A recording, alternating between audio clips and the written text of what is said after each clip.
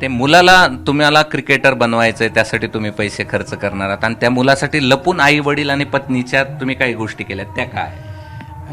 गोष्ट म्हणजे असं माझं समजा एक स्वप्न असं होतं की स्वप्न नाही म्हणता येणार कारण मी बघू शकलो नाही, परंतु मग मी असा विचार केला होता की क्रिकेटमध्ये समजा आपल्याला मुलगा जर झाला तर आपण त्याला मुलगा इव्हन मुलगी जरी झाली तरी तिला क्रिकेटरशिप करून क्रिकेटर बनवू हे मी माझ्या मनानं ठरवलेलं होतं.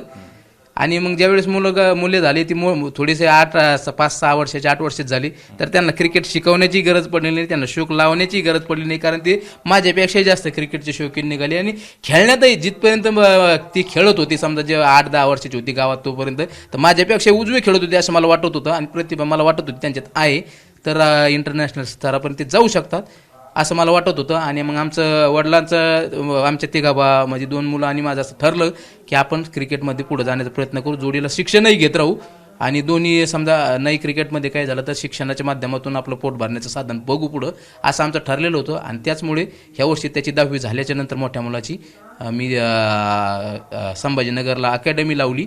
आणि आईलाही सांगितलं नाही, कारण आई वडिलाला जर सांगितलं असतं तर त्यांना असं वाटत होतं की मी क्रिकेटमुळेच वाया गेलो आणि ही मुलाची जिंदगी वाया गेलो. बोलले काही नसते, मला विरोध नसता केला, परंतु ते मनातून दुःखी झाले असते असं मला वाटलं होतं.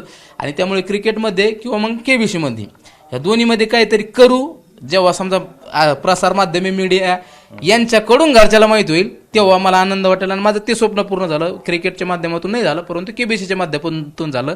आणि त्याच्या दरम्यान जी मला धनराशी मिळालेली आहे, जे बक्षीस मिळालेले आहे, ते मुलाच्या जे स्वप्न आहेत मोठे मोठे त्याला पूर्ण करण्यात निश्चितच मला कामं येणार.